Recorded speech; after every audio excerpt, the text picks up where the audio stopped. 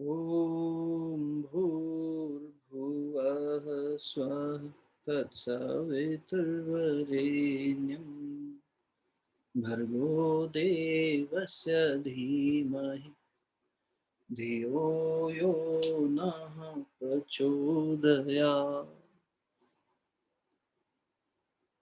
चैतन्यं शाश्वतं शान्तं व्योमातीतं निरञ्जनम् नादबिन्दुकलातीतं तस्मै श्रीगुरुवे नमः। सर्वश्रुतिशिरोरत्न विराजितपद अम्बुजं वेदान्त अम्बुजमातङ्गं तस्मै श्रीगुरुवे नमः। अज्ञानतिमिरान्धस्य ज्ञानाञ्जनशलाकया चक्षुरुन्मीलितं येन तस्मै श्रीगुरुवे नमः।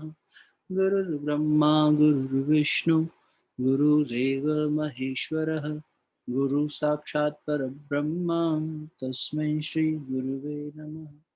अखण्डमण्डलाकारं व्याप्तं येन चराचरं तद्पदं दर्शितं येन तस्मै श्रीगुरुवे नमः। अखण्डानन्दबोधाय शिष्यसन्तापहारिणे सच्चिदानन्दरूपाय तस्मै श्रीगुरुवे नमः। मातृवत्लालयित्री च पितृवत् मार्गदर्शिका नमोऽस्तु गुरुसत्ताय श्रद्धा प्रज्ञायुता च या आयातु वरदे देवी त्रयक्षरी ब्रह्मवादिनी गायत्री छन्दसां मातः ब्रह्मयोने नमोऽस्तु ते। ब्रह्मयोने नमोऽस्तु ते। ब्रह्मयोने नमोऽस्तु ते। दोनों तेलियों को आपस में मलिए। प्राप्त हुई दिव्यता को मुखमंडल पर हृदय स्थान पर स्पर्श करें। सभी का बहुत बहुत आभार, बहुत बहुत प्रणाम। आइए सत्संग के क्रम को, स्वाध्याय के क्रम को आगे बढ़ाते हैं। कल यहाँ आकर ठहराव आया था बात में कि एक मेरा एक चेतन पक्ष है, एक मेरा पदार्थ पक्ष है, एक मैटर है, एक कॉन्शियसनेस। ये दोनों साथ मिलके रहते हैं, अलग अलग नहीं रह सकते। और इस बात पर विचार करने का आपसे निवेदन किया था कि इस तरफ चिंतन कीजिएगा कि 24 घंटे के जीवन में पदार्थ के लिए कितना जीते हैं, कितना उसके पीछे भागते हैं, उसके पोषण की कितनी चिंता करते हैं, और जो चेतना का तत्व है, चेतना का पक्ष है, इसके पीछे कितना भागते हैं, इसके साथ कितना बैठते हैं, इसके पोषण के लिए कितनी व्यवस्था बनाते हैं। जैसे स्वाध्याय का क्रम, सत्संग का क्रम, उपासना का क्रम, जप का क्रम, ये सब क्या है? ये चेतन तत्व को बढ़ाने के प्राणायाम, ध्यान, ये सब क्या कर रहे हैं? इससे हम चेतन तत्व की ओर बढ़ने का प्रयास कर रहे हैं। और जो पदार्थ पक्ष है वो भी महत्वपूर्ण है, मना नहीं किया जा रहा उसके लिए। ये शारीरिक जो आवश्यकताएं हैं, पदार्थगत जो आवश्यकताएं हैं, सांसारिक जो आवश्यकताएं हैं, ये भी आवश्यक हैं, लेकिन इसके पीछे जरूरत से ज्यादा पढ़ना ये मुश्किल है। आवश्यकता का निर्धारण किए बिना, परिस्थितियों से तालमेल बनाए बिना अगर हम आगे बढ़ेंगे तो दुखी होना, अप्रसन्न होना ये स्वाभाविक हो जाएगा। बार बार आदमी फेल होगा, परेशान होगा, दुखी होगा। क्यों? क्योंकि वो पदार्थ को जरूरत से ज्यादा और बिना उसके निर्धारण के उसके पीछे भाग रहा है। तो ये तो सीधी सी बात है। अगर हमें रास्ता ना पता हो और हम एफर्ट करते जाएं तो हम गाड़ी भी चलाएंगे उस रास्ते, फ्यूल भी जलाएंगे, वहाँ के जो अनइवन रोड्स हैं उनको भी एक्सपीरियंस करेंगे और कहीं पहुँचेंगे भी नहीं। तो ठोकर खाते रहेंगे, कहीं पहुँचेंगे भी नहीं और दुखी होते रहेंगे। ये तो कोई समझदारी हुई नहीं। अब इसमें न तो गाड़ी की गलती है, ना ही सब रास्ते की गलती है। ये तो हमारी गलती है कि एक साइन बोर्ड आया था। शांति कुंज में हम थे तो दत्ता जी कहा करते थे, अमल कुमार दत्ता जी, बेटा गुरु एक साइन बोर्ड की तरह होता है। एक तरीका था समझाने। हाईवे पे आप जा रहे हैं, वहाँ पे ग्रीन कलर के बोर्ड्स आते हैं, ये इस डायरेक्शन में जाएंगे तो यहाँ पहुँचेंगे, इस डायरेक्शन में जाएंगे तो यहाँ पहुँचेंगे। अभी तो चलाने वाले के ऊपर है, जब गाड़ी चला रहा है तो वो किस डायरेक्शन में फॉलो करेगा। ये मन अगर हमारा ड्राइवर है, मंत्री हमारा मंत्री है, मंत्रणा करता है, और हम पीछे की सीट पे बैठे हैं राजा बाबू बन के, हम जीवात्मा, हाँ भाई ये मन हमें मिला हुआ है।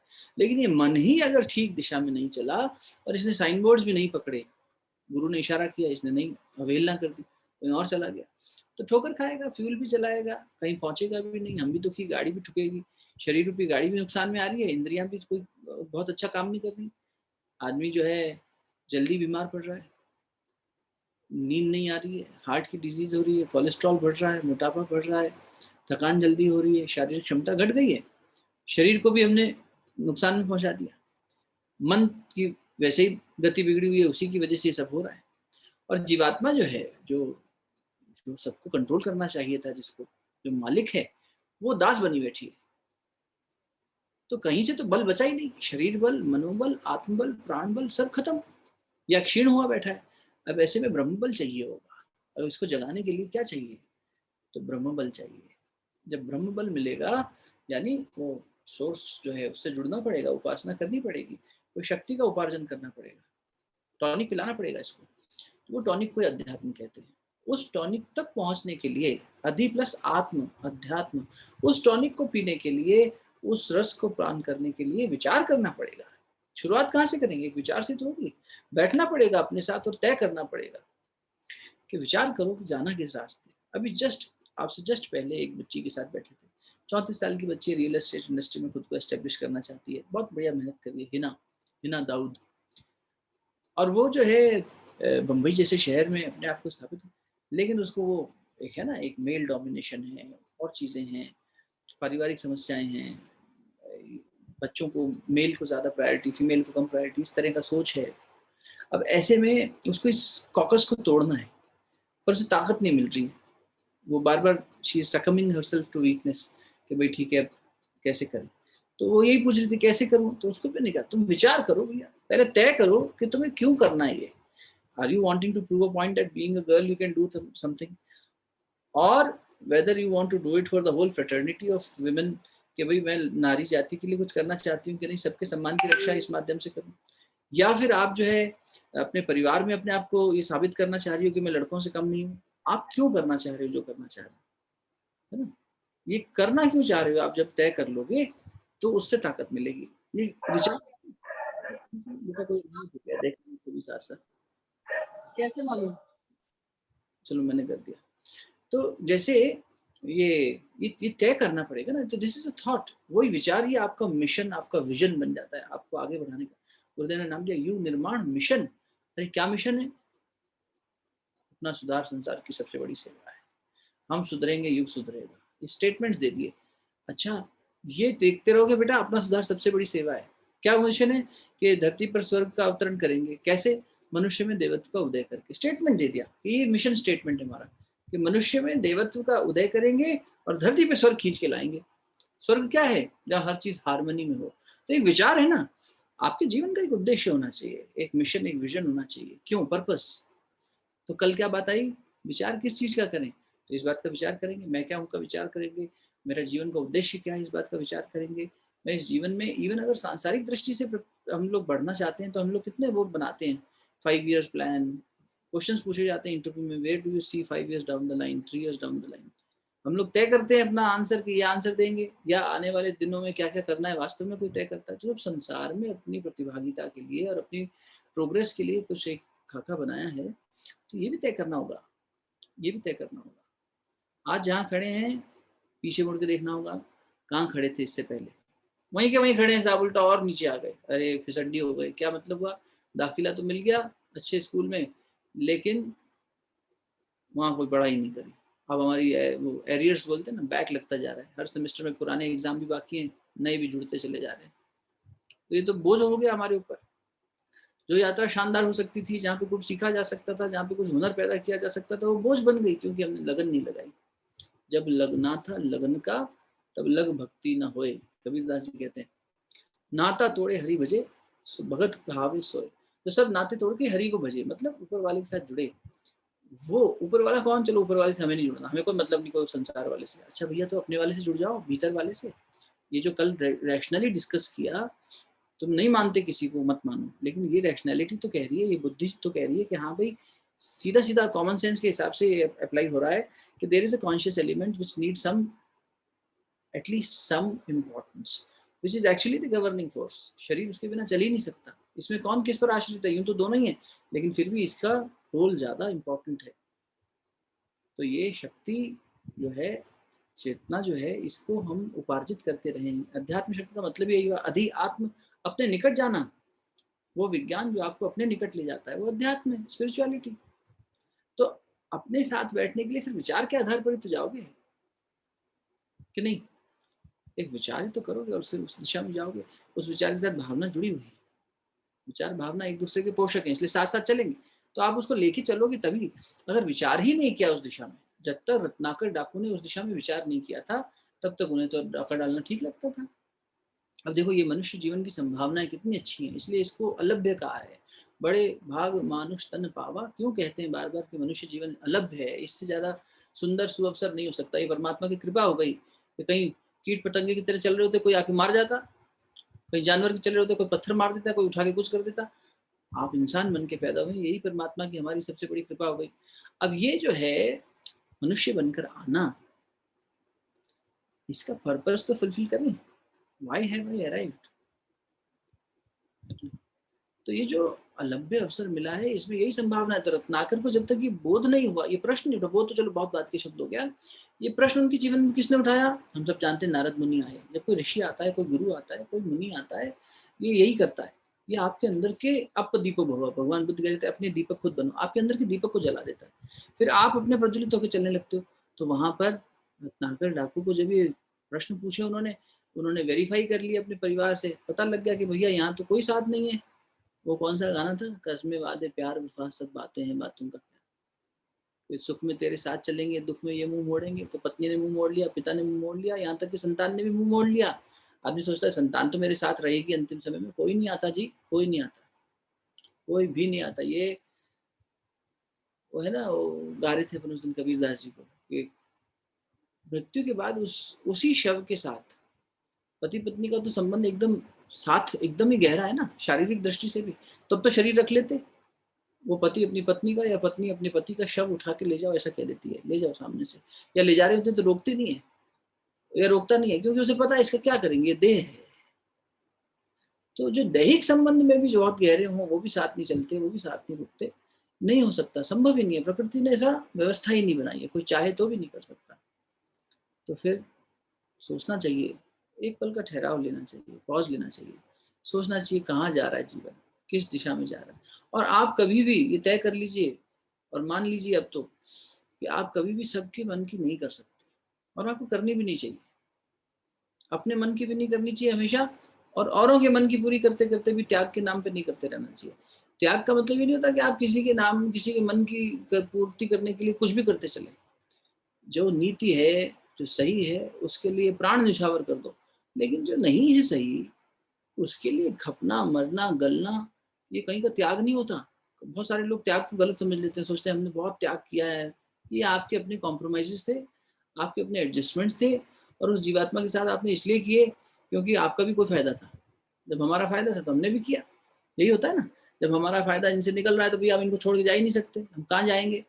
तो फिर हमें डर है कहाँ जाने का, तो नहीं जा सकते तो रहो फिर साथ में, करो एडजस्टमेंट। लेकिन इसे त्याग मत समझ लेना। त्याग तो होता है आदर्शों के लिए सच्चा प्रेम। आदर्श के प्रति जब सच्चा प्यार आता है जीवन में, जब नींद का त्याग कर रहे हो ना, अभी 1 घंटा बैठ के रात को, सुबह जल्दी उठ के नींद का त्याग कर रहे हो ना, मेहनत कर रहे हो ना अपने शरीर पर, अपने प्राण पर, अपने मन पर, एक एक कदम बढ़ा रहे हो ना, एक आदर्श ले लिया, चल रहे हैं उसमें, संकल्प ले लिया, चल रहे हैं, उस पर प्रेम होना चाहिए। अब उससे जो करोगे वो तप होगा, वो त्याग होगा, वहां तपस्या की बात है। कोई सोचे नहीं जी हम तो अपने घर वालों को खुश रखने के लिए सूली पे टंग रहे हैं, ये तप है हमारा। नहीं जी, तप नहीं है, इसमें आपका और उनका कोई प्रारब्ध है और कोई लेन देन है, और कोई दोनों का ही फायदा आप है, इसलिए आप उसमें बंधे हुए। मैं नहीं कह रहा बंधन तोड़ने का मतलब ये है कि आप डिसरिस्पेक्ट कर दें किसी की, लेकिन एक सीमा में ही आप लोगों के मन की पूर्ति कर सकते हो। उसके बाद आपको अपनी अंतरात्मा की पुकार को सुनना ही चाहिए। और हकीकत मानिए, ये अभी प्रमाण बैठी है छवि, इसी के श्रीमुख से सुन लेना कभी। इस पिछले 1 महीने में इसके जीवन में जो जो घटनाएं घटी हैं, जहाँ जहाँ परमात्मा ने इसकी व्यवस्था बना दी, पता ही नहीं चला, और कैसे बनाता चला गया। क्यों? गुरुदेव क्या करते थे, बेटा उद्देश्य ऊंचा होता है तो कायनात पूरी प्रकृति व्यवस्था बनाने लग जाती है आपके लिए। उद्देश्य तो ऊंचा पकड़ो, कम से कम कोई उद्देश्य ऊंचा होना चाहिए। कोई छलांग लगाने का मन तो हो, विचार तो हो उसमें कि कहाँ छलांग लगाएं, क्या होना चाहिए जीवन का पर्पस। जब वो आंसर आने लगते हैं तो अंदर से एक ताकत आती है। ये आंसर कहाँ से आएंगे? ये इबादत करने से आएंगे, उपासना करने से आएंगे, साथ बैठने से आएंगे, अपने से श्रेष्ठ के पास ही बैठेंगे। अगर मेरी शक्ति कम है तो मैं अपने से ज्यादा ताकतवर के पास बैठूंगा, भैया मेरे में तो बल नहीं है, तुम्हारे में बल है, तुम मेरी मदद करना। अगर कोई तरीका है तो बल ट्रांसफर कर दो, और नहीं तो तरीका बताओ, मैं मेहनत करूं, फिर उससे बल उपार्जित कर लूं। या मेरे पास बहुत दमखम होगा तो मैं पैसा रख लूंगा, भाई बॉडीगार्ड, मेरे पास शरीर में क्षमता नहीं है, ये बॉडीगार्ड मेरी रक्षा करे। तो वो भी एक सीमा तक ही कर सकता है, उससे ज्यादा नहीं। करना तो अपना ही पड़ेगा। तो किसी भी तरीके से येन केन प्रकारेण हमें अपने से किसी हायर अप से जुड़ना ही पड़ता है, ताकि हम फिर से खुद को बलिष्ठ बना सकें, ताकतवर बना सकें, और उस ताकत के आधार पर फिर हम आगे बढ़ते हैं। तो अभी जब शरीर मन अगर थका हुआ है तो हम विचार के आधार पर, ये विचार की क्रांति है, विचार की शक्ति है कि वो हमें ऊंचा उठाता है। तो विचार उसके साथ बैठे, फिर वो भरने लगता है हमें अंदर से। जब भरने लगता है तो वो शक्ति आती है, फिर वो व्यवस्था बनाने लगता है। फिर लगता है, तब आपका विश्वास और गहराता है, फेथ गहराता है, नहीं कोई शक्ति है जो मेरे साथ खड़ी है।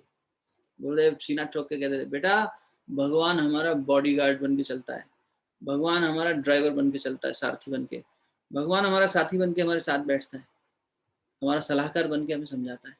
और बेटा हमारी भगवान से इतनी पहचान है कि कभी हमने लोक हित के लिए कहा है तो कभी मना नहीं किया भगवान ने आज तक। और ये कहते थे, बेटा तुम्हारी प्रार्थना में भी शक्ति है, तुम मानते नहीं अपनी प्रार्थना में शक्ति है। अगर तुम लोक हित के लिए मांगोगे, सबके भले के लिए मांगोगे, अपनी आत्मा के हित के लिए मांगोगे, भगवान तुरंत देगा।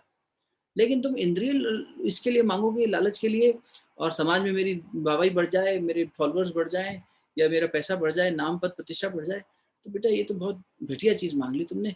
ये मिल भी जाए तो इसको भगवान का प्रसाद मत समझ लेना गलती से। कहते थे भगवान के लिए सबसे सस्ता, या गुरु के लिए, स्पेसिफिकली गुरु के लिए कहते थे, गुरु के लिए अगर सबसे सस्ती कोई और आसान चीज है देना तो वह पैसा, नाम शोहरत ले। लेकिन कोई सच्चा गुरु ये देगा नहीं बेटा। सच्चा गुरु ये सब नहीं देगा। सच्चा गुरु ये मार्ग नहीं देगा कि बेटा ये अंगूठी पहन लेना, ये ताबीज पहन लेना तो तुम्हारा ये हो जाएगा। नहीं देगा। क्यों? उसे पता है ये पतन का द्वार है। पतन का द्वार इसलिए है कि संभलेगा नहीं। जो तुम्हारा पैसा है, जो तुम्हारा ये सब है, एक सीमा के बाद तुम्हारे को जो है मदद नहीं कर पाएगा। मदद तो आत्मबल ही कर पाता है। एक राजा हुए, विश्वरथ नाम के राजा, वो युद्ध करके लौट रहे थे, बड़ी लंबी लाव लश्कर सेना के साथ। रास्ते में आश्रम पड़ा, उनका राज का पूरा सीमा शुरू हो गई थी राज्य की। तो आश्रम में, गुरु के आश्रम में सोचा विश्राम कर लें। वो गुरु थे गुरु वशिष्ठ। वशिष्ठ के आश्रम में पहुंचे और उन्होंने कहा कि क्या हम थोड़ा यहाँ पे आराम कर लें, फिर वापस चले जाएंगे आगे। अरे थोड़ा आराम क्यों राजन, आप पूरी रात रुकिए, भोजन व्यवस्था करते हैं आप लोग। अरे गुरुजी क्या बात कर रहे हो, हंसा राजा। इतनी बड़ी सेना है मेरी, तुम्हारी इतनी सी कुटिया, इतना सा आश्रम, कहाँ रहेंगे ये लोग? अरे राजन चिंता ना करें, हमारे पास एक कामधेनु गाय है, उससे प्रार्थना करते हैं, सब ठीक हो जाएगा। अच्छा जी दिखाइए हमें भी। तो प्रार्थना करी, गायत्री मंत्र किया, सामने वो कामधेनु गाय थी, सब व्यवस्था बन गई, शिविर लग गए, भोजन बन गया, सब बैठे बैठे हो गया। राजा बड़ा चमत्कृत हो गया कि ये कैसे हो गया मिरेकल। खैर जब ये भोजन वोजन सब हो गया, वो बैठा जाके, पहले ये बताइए ये हुआ कैसे? बोले ये तप का बल है। बोले मुझे ये तप बल सीखना है, तपोबल। तो बोले ठीक है, लेकिन तपोबल के लिए तो फिर समर्पण चाहिए, आप कहाँ राजपाट छोड़ के सब सीख पाएंगे। तो उसने उद्घोष किया विश्वरथ ने। तो मैं सोचता था कि क्षत्रिय बल, भुजबल ही सबसे बड़ा है, लेकिन इस भुजबल से ये तपोबल बड़ा है। तो ऋषि ने कहा नहीं, तपोबल से भी बड़ा कुछ है। वो क्या है? वो ब्रह्म बल है, जो ये कामधेनु के अंदर था ना, उस बल से हुआ है, मेरे तप बल से नहीं हुआ है। तपोबल से ऊंचा उसका ब्रह्म बल है। हाँ, उसके लिए तपाना पड़ता है खुद को, ताकि आपकी प्रार्थना जुड़ सके। प्रार्थना क्या है? प्रार्थना क्या है? प्रार्थना याचना में अंतर है। याचना है अपने फायदे के लिए कुछ मांगना, प्रार्थना है अपना पुरुषार्थ करके परमात्मा के ऊपर छोड़ देना। आप देखिएगा, जो सबसे श्रेष्ठ हो वो कर दीजिएगा। अगर पॉज एंड लर्न बंद होने में मेरा भला हो तो कल नहीं आज कर देना, पहले मेरे भले की सोचना। गुरु यही करता है, स्पष्ट बात बता रहे हैं आपसे, गुरु यही करता है। इसलिए मैंने कहा गुरु पैसा नहीं देगा, गुरु माया नहीं देगा, वो तो छीन लेगा, ये आवरण हटाएगा, अविद्या, तभी तो ब्रह्म ज्ञान होगा। आपने कल पढ़ा ना, ब्रह्म ज्ञान किससे होवे है? तो ग्रंथ से होता है, ईश्वर से होता है, गुरु के वाणी से होता है। तो वो तो ये देगा, जो घर फूके आपने, चलो हमारे साथ। कबीरदास जी कह रहे पहले घर फूकने की हिम्मत है, कबीर को सुनने का कलेजा है, गुरु की वाणी को अंदर उतारने की, उसकी कृपा को समझने का कलेजा है। गुरु जी कहते थे कृपा मत मांगो, कृपा मांगोगे तो फजीयत हो जाएगी। सच्ची कृपा जब गुरु करता है तो सब छीन लेता है, घर छीन लेगा, नाम छीन लेगा, पद प्रतिष्ठा छीन लेगा। क्यों? नफरत है क्या उनको हमारे से? चिढ़े क्या हमारे इन सब चीजों से? बेटा तुम इसमें लिप्त होगे तो सब छीन लेगा, जिसमें तुम लिप्त होगे वो छीन लेगा। जहां वो देखेगा ये इससे आसक्त हो रहा है, आसक्ति तोड़ेगा।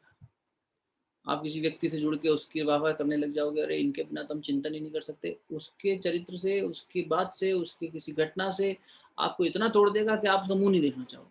क्यों? ये क्या घटना कर दी? बेटा उसका भी पाप काट दिया और तुम भी आसक्त हो रहे थे, तुम्हारा भी काट दिया, चलो वापस तत्व से जुड़ो, भूर्भुवः स्वः तत्। अब तुम कहाँ जा रहे थे व्यक्ति को देखने के लिए और ये सब करने के लिए? तोड़ के वापस ले आएगा। गुरु जी कहते थे सिर्फ हमें देखना बेटा, और किसी को मत देना। आश्रम में जो आ रहे हो सब छोड़ छाड़ के अगर इधर उधर देखोगे तो तुम्हें सबके जीवन में कमियां दिखाई देंगी, पर यहाँ खरा खरा जीवन है। कहीं से भी ठोक बजा के देख लेना। ठाकुर कहते ठोक बजा के देख ले नरेन, लेकिन उसके बाद छोड़ूंगा नहीं तेरे को। अगर तुमने सब तरीके से संतुष्ट हो जा। एक घटना हुई विवेकानंद जी के जीवन की। विवेकानंद आए बिना, कबीर आए बिना अधूरा लगता है मुझे, इसलिए क्षमा करना। विवेकानंद जी ने ठाकुर के देह त्याग के बाद, महाप्राण के बाद, देवरा बाबा के पीछे भागे कि मुझे जो है वो दे दो, दीक्षा दे दो। उनकी कुटिया में जाके रहे, देखा कि इनके पास बड़ी सिद्धियां हैं। इसलिए नहीं कि इनकी सिद्धि मिल जाए, ये अच्छे तपस्वी हैं, संत हैं, सिद्धि तो चाहिए नहीं थी नरेन को कभी, वो तो परमात्मा के दर्शन चाहते थे। पर अब गुरु चला गया, स्थूल रूप में सिर्फ 2.5 साल 3 साल साथ में रहे तो बड़े कष्ट में थे, चाहते थे कोई स्थूल पिता के रूप में, गुरु के रूप में कोई एक ऐसा व्यक्तित्व मिल जाए जो मेरे ठाकुर से मेल खाता हो। बड़ी सुंदर भावना थी। ऐसा नहीं था कि ठाकुर पे अविश्वास था, बहुत बार लोगों को लगता है उनको अविश्वास था इसलिए देवरा बाबा की तरफ चल पड़े, नहीं। लेकिन देवरा बाबा ने जब देखा कि इसका मेरे पे रुझान हो रहा है तो उन्होंने कहा बेटा मैं तुम्हें दीक्षा नहीं दे सकता, मैं तुम्हें स्वीकार नहीं कर सकता, तुम पहले से एडमिशन तुम्हारा किसी की पाठशाला में हो चुका है, तुम यूनिवर्सिटी में पढ़ते हो, तुम कॉलेज में क्यों आ गए?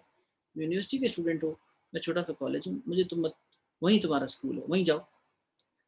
इनका मन नहीं माना, रात रात भर जागते रहते थे कि किसी तरह समाधान मिले। इनको एक रात इनके गुरु ठाकुर रामकृष्ण दरवाजे पे खड़े दिखाई दिए।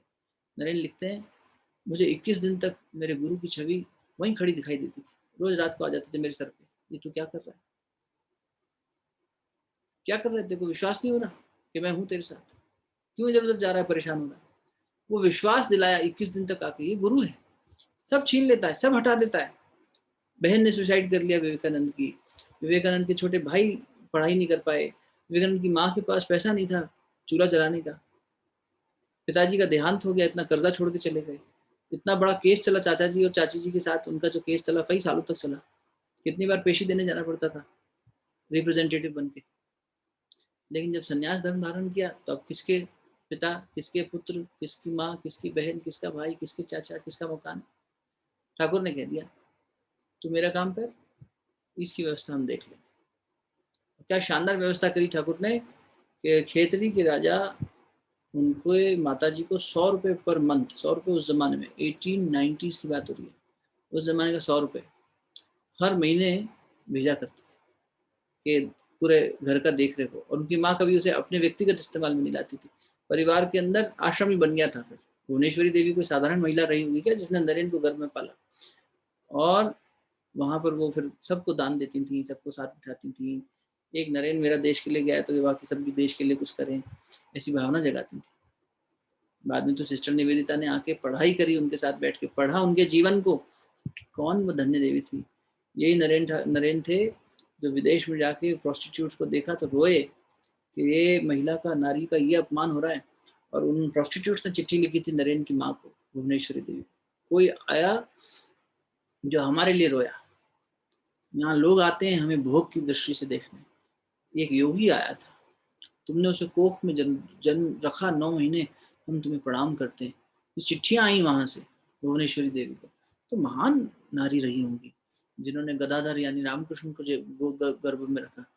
ताई जी बोलते हैं हम गुरुदेव की माँ को, ताई जी कोई साधारण महिला नहीं होंगी। तो ये देखना चाहिए हमें, जीवन का उद्देश्य क्या है। किसी ने कौशल्या बना होगा तब राम आए होंगे, वो कौशल्या ने बनी होती तो राम नहीं आए होते।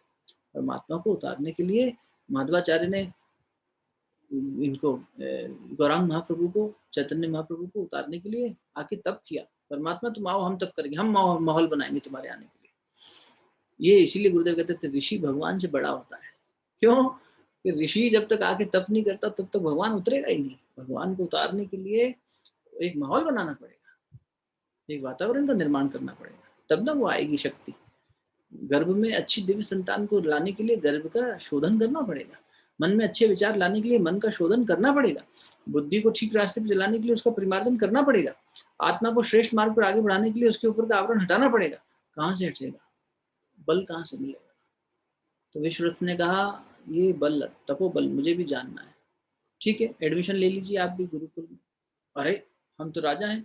ये राजा वाजा नहीं, हम हमारे से मतलब नहीं है, आपको एडमिशन लेना लीजिए, पढ़ना है पढ़िए, फिर हम आपको तपोबल का सिद्धि बताएंगे। ठीक, एडमिशन तो ले लिया, लेकिन एडमिशन लेने के बाद भी विश्वरथ के अंदर से द्वेष नहीं गया, अहंकार नहीं गया। गुरु से जुड़ जाने से सब हो जाएगा ऐसा नहीं है। कौन सा भजन गा रही थी वंदना उस दिन, वो मत कर काया का माया का अभिमान, मत कर काया का अहंकार। कितनी सुंदर पंक्ति आती है कि अंत में आती है ना, बोले या भवानी हो नाथ, गुरु जी ने सर पे रखयो हाथ, उनसे मुक्ति मिल जासी।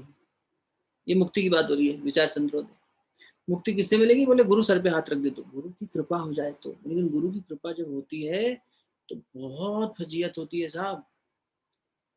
जब जीवन में कष्ट आने लगे, समझना परमात्मा कृपा कर रहा है, आपका कष्ट यूं दूर हो जाएगा, आप मुस्कुरा देंगे, वाह परमात्मा तुमने तो धुलाई सफाई शुरू कर दी, मजा आ गया। आज ही हमारी एक सज्जन से बात हो रही थी शाम को, लंबी बात चली, लगभग 1 घंटा बात चली। उन्होंने बड़ी सुंदर बात कही और हम उनसे सहमत रहे। उन्होंने बोला भैया, गुरु भाई थे हमारे, बोले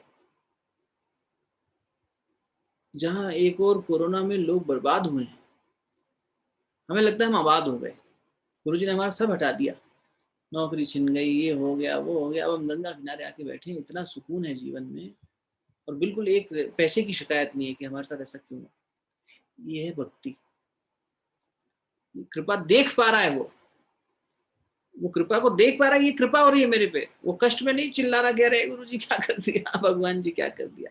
जब कष्ट आए तो समझना कि परमात्मा कृपा कर रहा है, ये सफाई हो रही है। हमारे कषाय कलमश थे, हमारे कर्मों का फल था, भगवान दे के अगर हटा रहा है, इससे अच्छी क्या बात है। क्योंकि इससे बहुत भीषण फल मिलता अगर गुरु बीच में नहीं खड़ा होता तो। एक ढाल बन के खड़ा हो जाता है, कहता है ये तुम्हारे कुकर्म का फल आया और तुम्हारे सर पे आज फटने वाला था, लेकिन वो आके उसको छाता लगा के खड़ा हो जाता है। ये है गुरु की शक्ति, समझ रहे हो? तो कष्ट जब आए तो समझना परमात्मा कृपा कर रहे हैं, गुरु कृपा कर रहे हैं। और इतने कृपालु होते हैं, इतने दयालु होते हैं, इतने करुणामयी होते हैं और इतने न्यायकारी होते हैं गुरु, कि उसी व्यास के 100 शिष्यों का, जो कि पुत्र समान थे, 100 पुत्रों का वध कर दिया विश्वरथ ने। विश्वरथ राजा ने जब डिसाइपल बने तो उनके मन से द्वेष नहीं गया और दूसरे डिसाइपल से चिढ़ मची, मार डाला उनको। उन्हीं का फिर तर्पण करने यहाँ एक वशिष्ठ गुफा है, यहाँ से ऋषिकेश से 20 किलोमीटर ऊपर वशिष्ठ जी की गुफा है, वहां तर्पण करने आए वशिष्ठ और उनकी पत्नी अरुंधति। ये क्या है? ये गुरु है, मुस्कुरा रहा है। उसके बाद भी नहीं खत्म हुआ विश्वरथ का अहंकार। पेड़ के पीछे छुप गए एक दिन। उनको ये था कि मेरे गुरुजी मुझे ब्रह्म ऋषि नहीं कहते, और आज तो मैं कुल्हाड़ी से इनका ही सर हटा दूंगा, गुरु की हत्या कर दूंगा, खत्म काम, बैठ जाऊंगा गद्दी पे। तो वो बैठे थे छुपके, मौके की तलाश में। वहाँ चर्चा चल रही है, कुछ एक शिष्य जो बचे थे उनमें से किसी ने पूछा वशिष्ठ जी से, ये पूर्णिमा का चांद है, कितना सुंदर है। बोले इसमें दाग है बेटा, इससे ज्यादा सुंदर तो विश्वरथ है, उसमें भी थोड़ा दाग है, बस वो हट जाएगा तो वो इससे भी सुंदर चमक उठेगा। सुनते ही अपनी गुलाड़ी फेंकी, पैरों में जाके गिर गए। आप मेरे लिए ये सोचते हैं और मैं आपके लिए क्या सोचता हूँ। शिष्य नफरत की निगाह से भी गुरु को देखता है तो भी गुरु प्रेम करता है। ये है गुरु की शक्ति, है ना? तो चिंतन किसका करें, विचार किसका करें, ये जो प्रश्न आया इसके लिए इतनी व्याख्या हो गई। विचार गुरु का करो, विचार श्रेष्ठता का करो, विचार जीवात्मा का करो, विचार जीवन का करो। जीवन प्रत्यक्ष देवता है, जहां से पकड़ना चाहो पकड़ लो। कपड़े को आप जहां से, मैं बाजू से उठा लूंगा तो भी कुर्ता पहन लूंगा, कॉलर से उठा लूंगा तो भी पहन लूंगा, जहां से उठाना हो उठा लो, बस पकड़ लो। एक साधे सब सदे, सब साधे सब जाए। फिर कबीर जी कह रहे हैं बेटा एक को साध लो, कहीं से पकड़ लो, एक लकीर पकड़ लो, बस एक नियम, एक व्रत, एक आदर्श, एक तप, कोई एक चीज पकड़ लो, एक गुरु, एक इष्ट, एक पकड़ो तो सही, उस पर घिसो तो सही, बार बार बार बार बार बार, तो निकल आएगा। ठीक है ना? चलो, तो कोई प्रश्न तो नहीं है बेटा? किसी का हो तो कोई प्रश्न या जिज्ञासा या विचार तो रख लेना, है ना? यहाँ जो है अगला प्रश्न, वो ये है कि विचार किसका करना है, कल बात हो गई, अभी भी होगी। उसमें 3 वस्तुएं आई। कौन कौन सी वस्तुएं आई? बोले ब्रह्म आया, मैं आया, और ये प्रपंच आया। प्रपंच क्या है? वही पदार्थ जिसकी कल बात हो रही थी। 5 अग्नि, 5 तत्व, 5 वायु, इस तरह से ये प्रपंच 5 का बना हुआ जो पूरा है शरीर, मैटर, ये प्रपंच कहलाता है। तो इस 5 का एक सेगमेंट हो गया, एक मैं हो गया और एक वो ब्रह्म हो गया। इसमें मैं और ब्रह्म तो चेतना है, मतलब आत्मा और परमात्मा, ये तो चैतन्य तत्व हो गए। और शरीर जो है और मन जो है ये जड़ तत्व हो गए। मन भी जड़ है। जड़ की परिभाषा ये है, किसी को अगर डाउट हो अभी भी, जो स्व प्रकाशित ना होता हो। आगे प्रश्न आएगा, जड़ क्या है, चेतना क्या है? चेतना वो जो अपने होने का भान रखती है, जिसको अपने होने का अनुभव है, अनुभूति है। जड़ वो जिसको अपने होने की अनुभूति नहीं है, वो खुद को अभिव्यक्त करता है चेतना के प्रकाश में। जैसे शरीर मन के बिना नहीं चलेगा। ये मन कर रहा है कुछ करें, मन कर रहा है सो लें, तो फिर शरीर सो जाएगा। मन कर रहा है दौड़ आए, चलो। मन कर रहा है गंगा जी चलाएं अभी, चलो मन, चलो। छवि तो चली मत जाना रात में रात उठ के। और ये मन किससे प्रकाशित हो रहा है? बोले मन अपने आप से स्व प्रकाशित नहीं है। स्व प्रकाशित होना किसे कहते हैं? जिसको कहीं और से, जैसे सविता, कहीं और से प्रकाश नहीं लेना पड़ा। चंद्रमा को प्रकाश लेना पड़ रहा है ना, चंद्रमा को सूर्य से प्रकाश लेना पड़ रहा है। इसलिए आत्मा को सूर्य की संज्ञा दी गई है गीता जी में, और मन को चंद्रमा की संज्ञा दी गई। ये स्व प्रकाशित नहीं है। अब ये मन अगर आत्मा से जुड़ जाए, यानी चंद्रमा सूर्य से जुड़ जाए, तो वही चंद्रमा त्यागपूर्ण हो जाता है, अपनी चांदनी धरती को देता है। और यही घटिया हो जाए तो नहीं, मैं रखूंगा, मैं नहीं दूंगा, तो कुंठित हो गया, अमावस का चांद हो गया। पूर्णिमा का चांद कौन है? जो दे रहा है। क्या आप पूर्णिमा के चंद्रमा की तरह खिलना चाहते हैं? विचार चंद्रोदय, वही बात हो रही है। तो ये जो जीवन का निखार आएगा, ये जड़ पदार्थ में भी आ सकता है, प्रोवाइडेड कि वो चैतन्य तत्व से जुड़ जाए। इतना तो जुड़ी हुई है कि खुद से नहीं एग्जिस्ट करती, इसलिए उसको जड़ कह दिया। इस हाथ को काट के फेंक दिया जाए अभी, तो ये हाथ को नहीं पता है कि मैं किससे एग्जिस्ट करता हूँ, कहाँ जुड़ना है, कहाँ नहीं जुड़ना है। ये खुद से अपनी कोई एग्जिस्टेंस ही नहीं है। जब तक ये इस चैतन्य तत्व से जुड़ा हुआ है, तब तक ये कह सकता है कि मैं इस शरीर का हिस्सा हूँ, है ना। तभी खुद नहीं कहेगा। मैं ये कहूँगा कि मेरा हाथ है, चेतना इस पर क्लेम करेगी कि ये जड़ मेरी शक्ति से चल रहा है, लेकिन ये खुद से कुछ नहीं कर सकता, सीमा है इसकी। तो ये जो एक चैतन्यता और जड़ता का संबंध है, इसमें प्रश्न ये आता है कि इन 3 वस्तुओं का साधारण रूप क्या है, इनका रूप क्या है? तो मैं और ब्रह्म का रूप क्या है, यानी चैतन्य का रूप क्या है? कल अपन बात कर चुके हैं, इस पे सरल हो जाएगा अब। और प्रपंच यानी जो जड़ है, इसका स्वरूप क्या है? तो कल स्वरूप की तो चर्चा करी थी। किसी भी वस्तु का स्वरूप जानना हो तो उसकी क्रिया से जाना जा सकता है कि नहीं? एक्टिविटी से अंदाजा लगा सकते हैं ना कि क्रिया ऐसे कर रही है तो उसका स्वरूप कैसा होगा। सूर्य का स्वरूप थोड़ी ना पता है, उसकी एक्टिविटी पता है। उसकी किरण को स्टडी कर लिया लेबोरेटरी में। कोई लेबोरेटरी आज तक ना तो सूर्य को लेके आई धरती पर, और ना वहां जाके हमने कोई लैब बनाई। फिर भी सब गणना कर ली ना, कितनी दूरी है, कैसा उस पर गैसेस हैं, क्या उसमें प्रकाश कैसे आ रहा है, ये सारी चर्चाएं, ये सारे शोध कैसे हुए, ये सारे निष्कर्ष निकले उसकी एक रे को पढ़ने से, एक किरण को पढ़ने से। गुरु जी कहते थे शिष्य को पढ़ के उसे गुरु का अनुमान लगता है। उनके शब्दों में उन्होंने एक जगह लिखा है, आप सबकी समन्वित शक्ति का नाम ही वह व्यक्ति है जो इन पंक्तियों को लिख रहा है। अब आपकी शक्ति कम पड़ेगी तो उस व्यक्ति की शक्ति भी कम पड़ जाएगी। यानी ये कहने का भाव है कि बेटा तुम सबसे मिलकर एक मशाल बनी, जो जो तुम मुझे कह रहे हो, मैं तुम्हारी शक्ति का सामूहिक स्वरूप हूँ। तो अपनी शक्ति बनाए रखना, देखना ठंडा ना पड़ जाए मामला। योजना बड़ी है, इसमें बड़े व्यक्तित्व वाले, बड़े निष्ठावान वाले लोग लगेंगे, बड़े पैसे वाले लोग नहीं लगेंगे ना। इनसे क्या होना है, इनसे कुछ नहीं होना। पैसा ठीक है, आवश्यकता हो सकती है किसी काम को आगे बढ़ाने में, मदद करने में, पर पैसे से काम रुकता नहीं। कोई कहे पैसा नहीं होगा तो हो नहीं पाएगा, गलत बात है। पैसा नहीं हो तो भी हो जाता है। उद्देश्य बड़ा होना चाहिए। उद्देश्य बड़ा होगा तो लोग आएंगे, सहयोग करेंगे, सब चीजें होंगी, सब व्यवस्था बन जाएगी। उद्देश्य ही घटिया है, छोटा है, तो फिर वो पैसे से ही पूरा हो जाएगा। घटिया छोटी चीजें पैसे से पूरी हो जाती है। संसार जितना भी घटिया लेन देन है पैसे से पूरा। इसलिए गुरु कहता है ये घटिया चीज मत मांगना मेरे से, सबसे सरल है। सबसे मुश्किल क्या है? अपना तप देना। गुरु सोच के देगा, ऐसे नहीं दे देगा।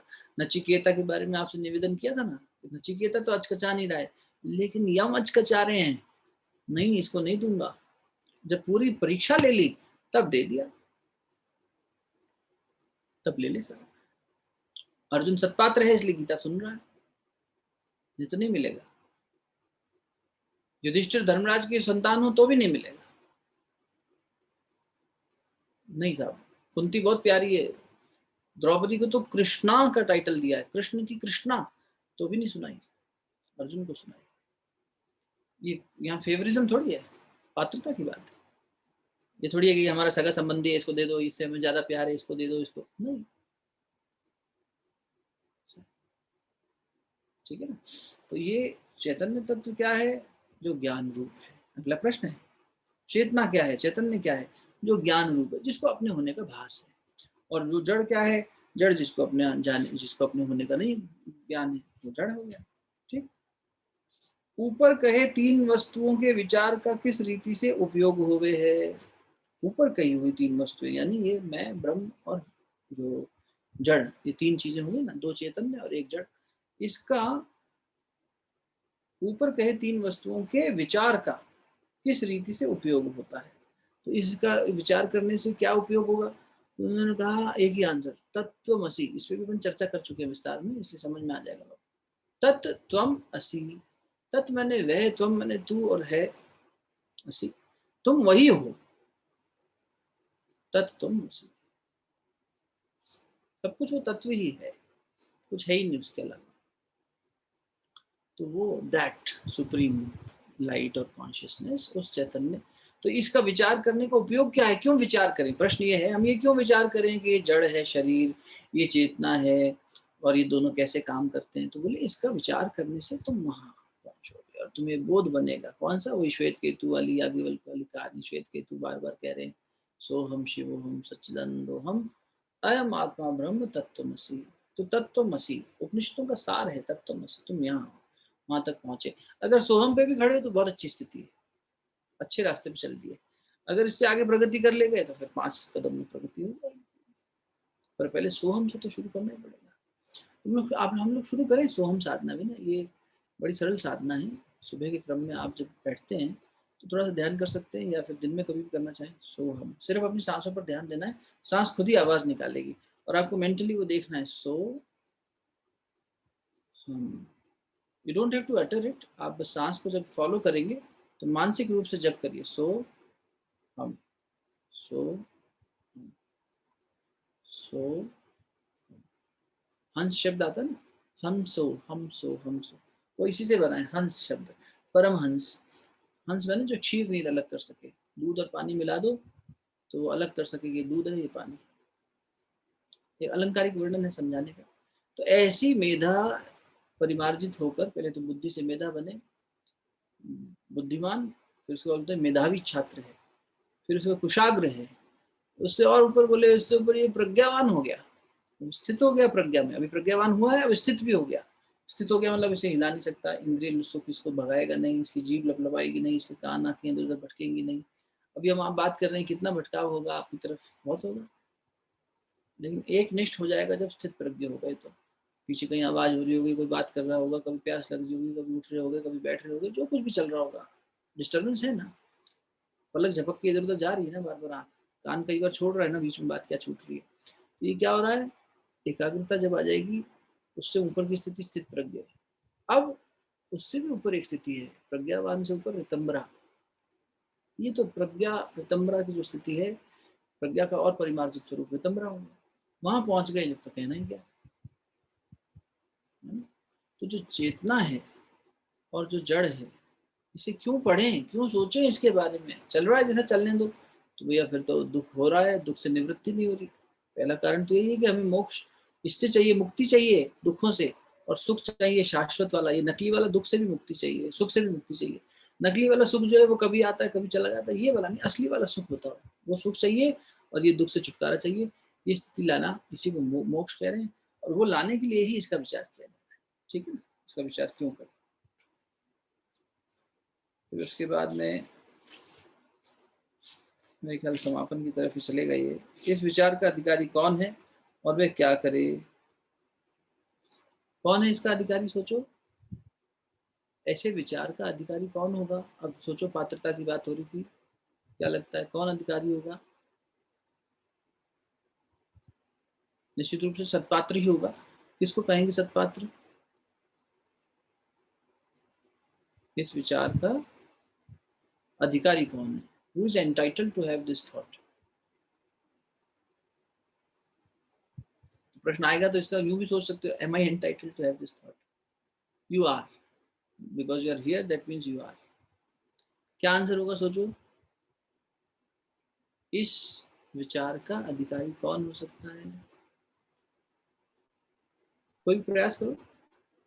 प्रणाम भैया। हाँ, प्रणाम भैया। भैया जो मतलब अपने दुर्गुणों को दूर करने के लिए जो दृढ़ निश्चय कर लेगा और परमात्मा के मार्ग पर चलने का दृढ़ निश्चय कर लेगा, तभी शायद वो सत्पात्र बन पाएगा इस विचार के। ठीक है, अच्छा सोचा। और कोई? गुरु की कृपा जिस पे होगी भैया। कृपा तो सब पे हो रही है भूपेश भैया, हम लोग उल्टे घड़े हैं, हमें पता नहीं चल रहा है क्या करें। अपनी बात कर रहे हैं वो तो बरस रहा है, परमात्मा का तेज, सूर्य का प्रकाश, बादल का पानी। अब घड़ा ही उल्टा पड़ा हो तो फिर क्या कर ले? कृपा तो हो ही रही है, परमात्मा तो कृपा हर समय कर रहा है। वो तो हमसे कुछ ना कुछ हटा ही रहा है जो दूषित है, हम ही अपने ऊपर और डालते जाएं कषाय कलमश, तो वो क्या कर लेगा? ये है, सुधरना ही नहीं चाह रहा। तो कृपा पात्र तो हम सब हैं और कृपा सबको मिल रही है। और कौन लगता है आपको कि जो अधिकारी है इसका, राइटफुली, है ना, अधिकार मतलब जिसका राइट है, जिसका अधिकार है, rightfully who is entitled to have this thought?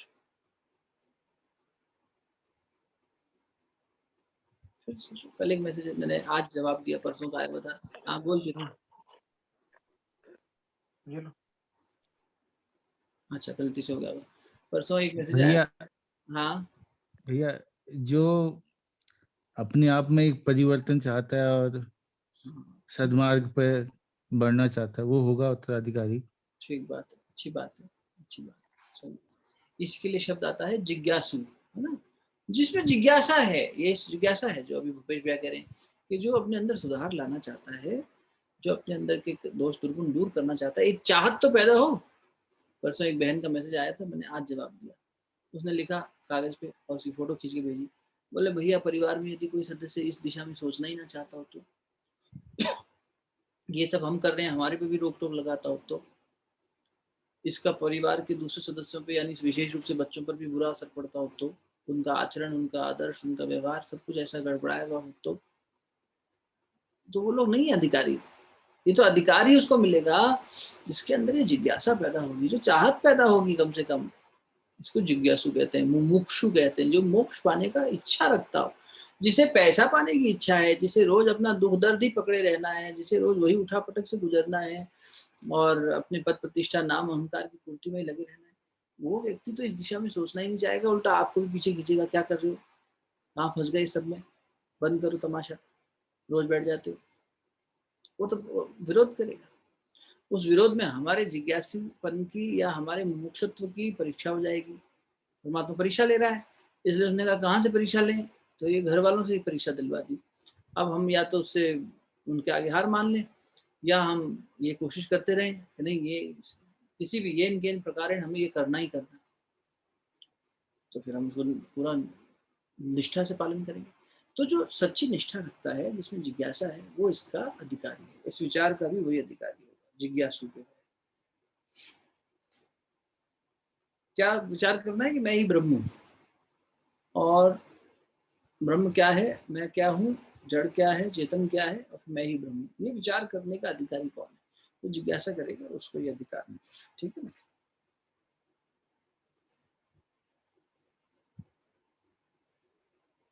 देखो यहाँ लिखा भी है, उत्तम जिज्ञासु कौन है, और उसमें टिप्पणी दी है पीताम्बर जी ने। ये टिप्पणी में आया है कि विवेक, वैराग्य, षट संपत्ति और मुमुक्षुता, इन चारों साधनों सहित जो हो उसे उत्तम जिज्ञासु कहते हैं। जिज्ञासु में भी उत्तम जिज्ञासु, बढ़िया जिज्ञासु कौन है? जिसमें विवेक है। विवेक मैंने कंसाइंस की आवाज, अंतरात्मा की आवाज सुन सकता है, सही गलत का निर्णय करना आता है। और वैराग्य है, अरे भैया वैराग्य बिना तो बात किसी चीज में नहीं बनेगी, ये तो पहली शर्त है। वैराग्य इतना तो चाहिए ही चाहिए कि हम ये सब चीजों से अपना मन, अपने शरीर, इनकी थकान, इन सब से पीछे छुड़ा सकें और कह सकें जैसी भी हालत में होंगे हम करेंगे, नहीं हमें करना है, इसको हमें जानना है, इस पर विचार करना है ना। तो विचार तो कभी भी किया जा सकता है, स्वाध्याय तो इसको पोषण दे रहा है, पर हम विचार तो कभी भी किसी भी स्थिति में कर सकते हैं, ठीक है ना। फिर कहा मुमुक्षुता, मुमुक्षुता जिसके अंदर भरी पड़ी हो, और षट संपत्ति, ये चारों साधन सहित जो है उसे उत्तम जिज्ञासु कहते हैं। ये जिज्ञासु का पहला लक्षण हुए है, इस एक लक्षण में बहुत सारे लक्षण छुपे हैं। विवेक, विवेक मतलब यही आत्मा क्या है, सब क्या है, इस बात की समझ होना, सोचना। वैराग्य शब्द का भी बड़ा लंबा एक वो व्याख्या हो सकती है, लेकिन मोटे में समझे तो ये कि जहां पर राग खत्म हो जाए, राग माने अटैचमेंट, वीतराग, वैराग्य, वीतराग, जहाँ सारे सांसारिक अटैचमेंट खत्म हो जाए, और यही अटैचमेंट की शक्ति जो है, राग की जो शक्ति है, ये परिमार्जित होकर वैराग में बदल गई।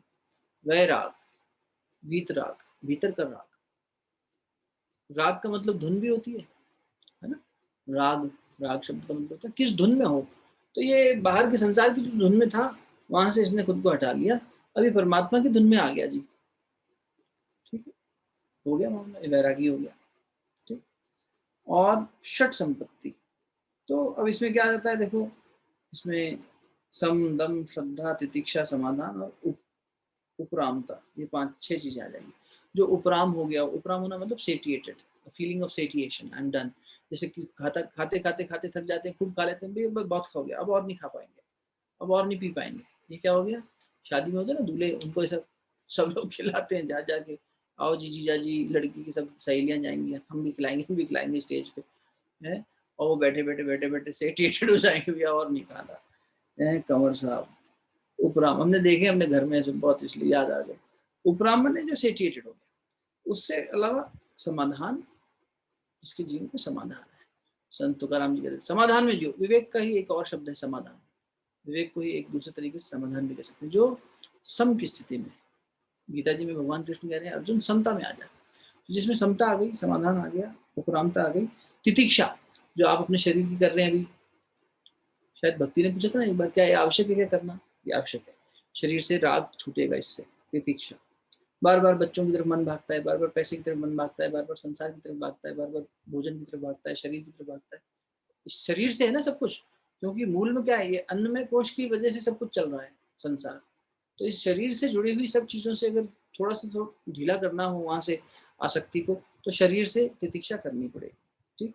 और फिर सम, दम, बात आई गई कि दमन करना इंद्रियों का, है ना, शमन करना मन का, और श्रद्धा, ये 6 चीजें मिलके षट संपत्ति बनती है। ये षट संपत्ति जिसके पास है, यानी शमन करने की जिसके पास शक्ति है, विचार है, जिसके पास दमन करने का विचार है कि हाँ मैं अपने मन की इंद्रियों की इच्छाओं का दमन करने के लिए प्रेरित हो रहा हूँ, संकल्प हो रहा हूँ, तितिक्षा करने के लिए जो तैयार है, जिसके अंदर समाधान है ना, जिसमें विवेक है, ऐसा व्यक्ति। और जो उपराम, उपराम हो गए भैया इससे, क्योंकि क्या हो रहा है ना, जब हमने कोई चीज पाई नहीं है तब तक तो पाने का होता है ना, खूब पाले ये सब पाले, फिर पाते पाते लगता है कि भैया ये कुछ भी नहीं पाया हमने, ये तो हम अंधेरे रास्ते पे दौड़ रहे थे, कुछ हासिल नहीं हुआ, तो उपराम हो जाते हैं, बड़े थक गए भैया इस रास्ते पे दौड़ते दौड़ते, अब नहीं चाहिए कुछ, वो उपराम की स्थिति हो गई, अब और नहीं चाहिए, satiated, I am done with this, that means this is hollow, this is not giving me anything.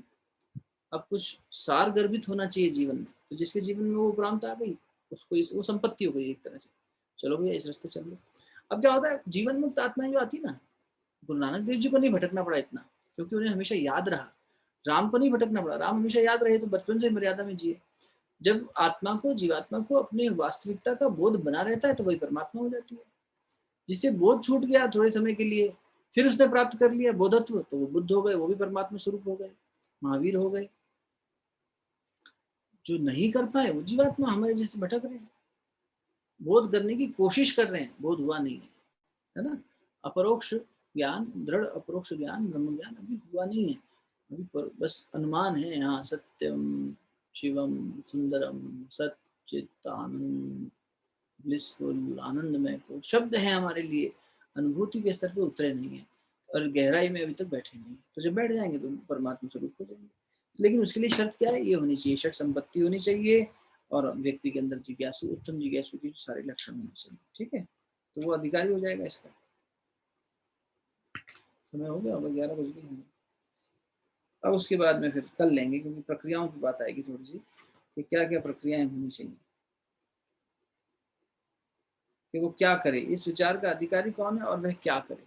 तो क्या करे, तो अधिकारी कौन है ये तो समझ में आ गया, करना क्या है, तो करने के लिए फिर इसमें फिर समाधान दिया, प्रक्रियाएं बताई।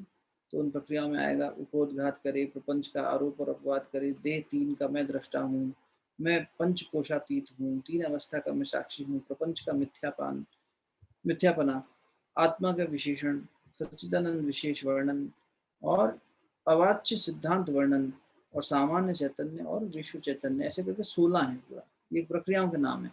वेदांत प्रमेय, सप्त ज्ञान भूमिका, जीवन मुक्ति और विदेह मुक्ति, ज्ञानी के कर्म की निवृत्ति, त्वम पद और तत्पद का, तत्वमसि में आया, त्वम पद और तत्पद का वाच्यार्थ और लक्ष्यार्थ, और दोनों के लक्ष्यार्थ की एकता। ये वाच्यार्थ और लक्ष्यार्थ क्या होता है, ये सब समझना पड़ेगा ना। तो अब ये प्रक्रिया लंबी चलेगी, तो इसको फिर कल देखेंगे, कल से आगे बढ़ेंगे। और ये उपाधिघात फिर पूरा हो जाएगा, फिर प्रपंचारोपवाद आएगा, प्रपंच आरोप, प्रपंचों का आरोप, ये द्वितीय कला प्रारंभ होगी कल, है ना। कल तो शायद ना हो पाए, कल तो उसी में समय निकल जाएगा, देखेंगे, कोई जल्दी में नहीं है अपन। तो वाच्यार्थ क्या होता है, लक्ष्यार्थ क्या होता है, इस तरह से देखेंगे। जैसे अगर हमने आपसे पूछा फलाने जी का घर कहाँ है, रमेश का घर कहाँ है, आपने कहा वो काली तख्ती लगी है ना, वो रमेश का घर है। हमने डायरेक्ट आंसर नहीं दिया, आपने एक वाच्यार्थ बताना तो वही चाहा और बताया भी सही, लेकिन दूसरे तरीके से बताया। तो ये व्याकरण की शैली है, वाच्यार्थ लक्ष्यार्थ। इसको कल समझेंगे और फिर उसमें देखेंगे 16 तरह की चीजें क्या हैं, क्या करना चाहिए, क्या किया जाना चाहिए। ये उपोद्घात को पूर्णता पे लेकर आएगा। कोई प्रश्न, कोई जिज्ञासा अभी? भैया एक जिज्ञासा ये है कि मन करता है कि चीजें की जाएं और खुद को इम्प्रूव करें, लेकिन मॉर्निंग 8 से लेके शाम 8 तक ऑफिस का काम रहता है और उसमें काफी व्यस्तताएं हो जाती हैं। और जैसे अभी देखें तो अभी सुबह तो अच्छा चल रहा है, थोड़ा बहुत हम लोग साधना कर रहे हैं, लेकिन हम हर समय कैसे कैसे ऐसा जीवन कैसे जिएं कि हमारा आध्यात्मिक विकास हो और हम अपने आप को इम्प्रूव होते हुए देख पाए। सरल है भैया, जैसे हम जितना महत्व हम पैसे को, पद प्रतिष्ठा को देते हैं और उसी के लिए अपना जीवन का आधा हिस्सा स्वाहा कर देते हैं। एक दिन के जीवन में 12 घंटे तो कम से कम हर आदमी स्वाहा कर रहा है काम के नाम पर। और वो काम क्यों कर रहा है, क्योंकि उसे घर चलाना है, घर वालों की अपेक्षाएं पूरी करनी है, सबकी आकांक्षाएं हैं, मेरी भी हैं, बच्चों की भी हैं, पत्नी की भी हैं, माँ बाप की भी हैं। तो इसके लिए पैसा उपार्जन करना है और पैसे से संसार चल रहा है, संसार मांग रहा है, तो इसके लिए मेरे को एक व्यवस्था मैंने बनाई। लेकिन उसमें मेरी रुचि भी है, ऐसा नहीं है मैं मजबूरी में ही कर रहा हूँ, रुचि भी है। आदमी से पूछो आप, बिना रुचि के कर रहा होता तो प्रमोशन क्यों चाहिए होता, उसे करता रहता उसी स्केल पे, उसी उसमें। लेकिन उसकी खुद की महत्वाकांक्षा है, उसको लगता है कि नहीं मेरे को इतने साल हो गए, मुझे प्रमोशन चाहिए, मेरा नाम सम्मान होना चाहिए। जो कल स्वर्णलता याद दिला रही थी, लोकेशना, है ना, वित्तेषणा, लोकेशना और पुत्रेषणा, तो ये ऐषणाएं हमारे अंदर हैं। जैसे हमारा संसार के प्रति और संसार में अपने आप को स्थापित करने के प्रति लगाव है, इच्छा है, इंटरेस्ट है, वैसे यहाँ पैदा हो जाए, जिज्ञासु के लक्षण है ना। ये जब पैदा होने लग जाते हैं तो फिर समय भी निकल आता है, व्यवस्था भी हम बना लेते हैं, क्योंकि हमारी रुचि बन गई कि नहीं ये छोड़ना नहीं, अब इसमें मजा आ रहा है, इसको पढ़ना है, इसको समझना है, इसको आगे बढ़ना है, ये मंत्र को जपना है, इसको खोलना है। तो आदमी उसमें शोध की दृष्टि से आगे बढ़ता चला जाता है और उसी को श्रद्धा कहते हैं। फिर श्रद्धा बढ़ती चली गई, विश्वास बढ़ता चला गया, तो और आगे मजा आता है उसमें करने में। तो लेकिन रुचि होनी चाहिए, उतनी जिज्ञासा होनी चाहिए। और जिज्ञासा में भी फिर अगली बात उन्होंने कही थी कि उत्तम स्तर की जिज्ञासा हो जाए तब मजा है, जब वो आ जाती है तो फिर तो मेन काम यही है। ठाकुर रामकृष्ण परमहंस कहा करते थे, बेटा मक्खी बनना है तो मधुमक्खी बन। मक्खी तो कहीं भी जाके बैठ लेगी, मधुमक्खी केवल रस पे बैठेगी, अच्छे रस पे बैठ, फूल पे बैठेगी, इतनी गरिमा तो रख। तो अगर तेरे को करना भी है रसपान तो श्रेष्ठता का कर, ये सब में कहाँ जा रहा है। तो हम जिस समय ये बोध कर लेते हैं, इसलिए विचार का जब चंद्रोदय हो जाएगा, यही जो बात अपनी पढ़ रहे हैं, इसलिए इस ग्रंथ को चुना गया। जब विचार उदय हो गया आपके अंदर, तब ये स्थापित हो गया कि नहीं मुझे ये चाहिए, अब उससे लाभ समझ में आ रहा है ना, शुभ लाभ समझ में आ रहा है। बाहर की दुनिया में लाभ हो सकता है, भीतर की यात्रा में शुभ लाभ होता है। तो जब वो शुभ समझ में आएंगे, मेरे लिए हितकारी ये भैया, इस लाभ से कोई फायदा नहीं है, ये आज लाभ है कल हानि में बदल जाएगा, लेकिन ये लाभ सुनिश्चित रहेगा, ये शुभ है, इसके पीछे चलते हैं, कल्याणकारी है। श्रेय और प्रेय मार्ग में से फिर प्रेय मार्ग के पीछे नहीं जाएगा आदमी, श्रेय मार्ग के पीछे चल पड़ेगा, श्रेष्ठ मार्ग के पीछे चल पड़ेगा। और जैसे चलेगा तो फिर वहां पर उसका एक निरंतरता बनी रहेगी। तो मन का अभ्यास अभी यही है, लालच वाला, शुरू से कई जन्मों से। वो कुछ पाता है और फिर वहीं वहीं वहीं तभी आगे बढ़ता है जब उसे कुछ मिलता है। यहाँ भी मिलता है, यहाँ तो और इंस्टेंट मिलता है। अध्यात्म में तो इंस्टेंट ग्रेटिफिकेशन तुरंत होता है, बाहर की दुनिया में नहीं होता। बाहर की दुनिया में लगता है कि हमने मुंह में लड्डू रखा और मीठा समझ में आ गया, यहाँ तो उतनी देर भी नहीं लगती। जब गुरु का स्पर्श मिल जाता है तो पता ही नहीं चलता कब आंखों से भक्ति बह चलती है। नहीं, हम वृंदावन जाते थे, ये हमारी शशि आंटी जानती होगी, जब हम थे वहाँ यूनिवर्सिटी में, एक हमारी गोपिनी बहन थी ब्राजील की, वो गोपिनी कहते थे उनको। वो जो है वहाँ वृंदावन चली गई, वहाँ मिलने गए, कुछ ऐसे सत्संग चल रहा था, अचानक मंजरी की आंखों से आंसू चलक गए, रियलाइज भी नहीं हुआ मंजरी को, और वो नाचने लगी, बोले भक्ति आ गई, भक्ति आ गई, भक्ति आ गई, इनके अंदर भक्ति आ गई। भक्ति जब दिखी तो ये एक भाव है ना, इसको इस तरह से देखना चाहिए।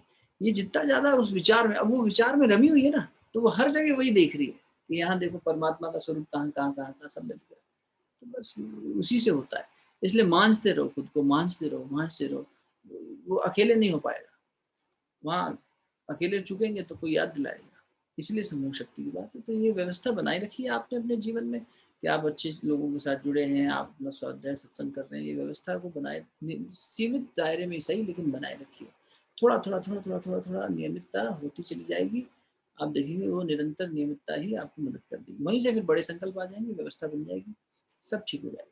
शरीर साथ देगा, मन साथ देगा, इंद्रियां साथ देंगी, परिवार साथ देगा, प्रकृति मार मार की व्यवस्था बनवा लेगी, मार मार के।